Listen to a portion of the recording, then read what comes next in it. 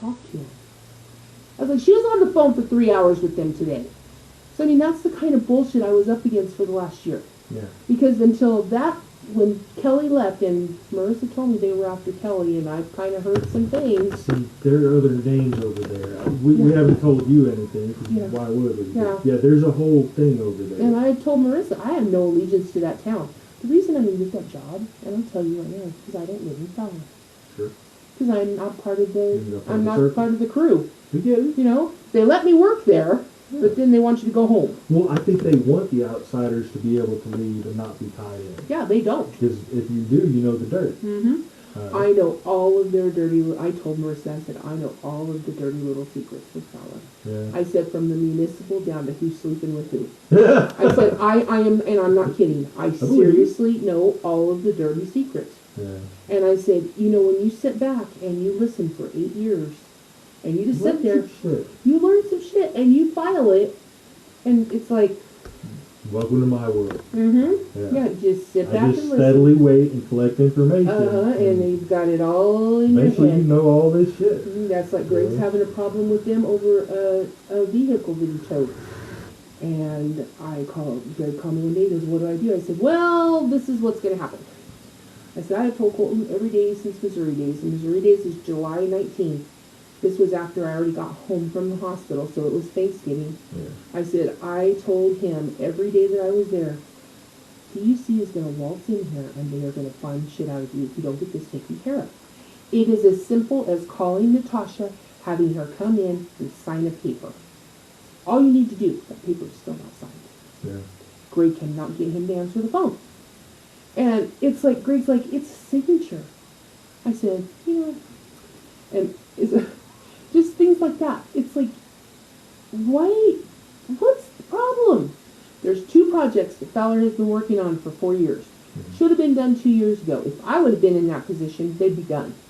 We have the money in the bank. We have the equipment and the parts there. I don't know if I don't know how often you go to Fowler. When you're coming out in the lagoon, there's all that pipe. We bought that pipe before COVID because it was cheap. And we knew that the price of pipe was getting ready to go through the roof. Right. So we went ahead and bought the pipe for the project. It's all there. All you got to do is put it in. It's been cleared, everything. What happened was in March, now go back a year, we're talking a year, our engineer died. Okay? I didn't know this. 2 days. Well, I went to the emergency room on a Wednesday. So on Monday, I get a call from the company. And the girl goes, you have an outstanding invoice. And I was like, well, let me look, because, you know, I'm usually very good at, and I said, I don't have that invoice. And I looked through my email, and I said, she goes, oh my God, we didn't send it to you. That's why you don't have it. You know, of course you didn't pay. You didn't have it. So we're getting it all straightened out. So she says, and what are you guys going to do about your engineer problem? Yeah. I said, what engineer problem? She goes, we have sent Colton an email every week since March 19th or something. Your engineer died in March. No shit. And she goes, you can't go forward without an engineer. You have to have the engineer there.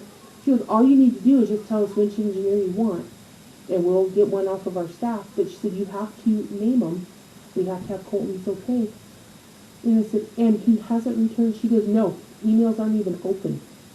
Now, you've got an email every month since March, and it's September. I said, well, and I went ahead and she emailed me the invoice, and while we were there, I put it in and put it up to pay that week. I hope they paid it. I'm sure they did, but I hope they paid it. Mm-hmm. So it's there, and I said, so what do we do? And I said, I had no idea. She goes, I didn't figure you did. She goes, I talked to you quite a bit. She goes, you were right on top of this. She goes, and then we were told to only talk to Colton. And she goes, but you call, you don't get an answer. They put him through, you don't get an answer, you leave voicemail, you don't get a call back, you don't get an email back. She said, we've even sent letters. I said, yeah, I've seen the letters come through, and I just figured they were just confirmations and stuff. She goes, nothing. So I got off the phone with her, and I thought, okay, important information, I have it. What am I going to do with it? Because this is a multi-million-dollar problem. This is not one of those I can solve it today problem. So I called Brent. And I said, Brent, do you know the day your passed away? He goes, yeah, I knew the day afterwards. And I said, how come you didn't say anything? He goes, because it's not my job to make sure that engineer's fixed. He goes, and I wanted to see how long it was going to take Colton to tell you. And I said, well, guess what? Colton didn't tell me. Colton could hear his name through the wall. He comes in, he goes, what's going on? I said, you little ass. I mean, I don't know, at this point, I don't even care anymore. I was like, you little ass. And he goes, what? And I thought Brent, and Brent goes, I'm around the corner. I'll be right there. I said, we're holding this conversation until Brent gets here. So Brent comes in, and, you know, Brent's intimidating. He's a big dude, and Colton's like this dude. You know, so he comes in, he pulls the chair back, and he sits down. I said, okay, we can start this conversation now. When were you going to tell me that our engineer passed away? He goes, what engineer? And I said, the one for the pipeline project. And he goes, I don't know who that is. I said, well, of course you don't, because he's fucking dead. And I mean, and I said just that loud. I mean, I was pissed. I'm mad at this point. And I said, do you realize you have held up a multi-million-dollar project because you're too fucking stupid to answer your phone?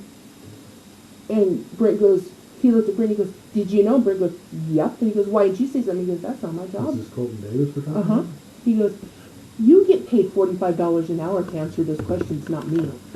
Let me tell you. The next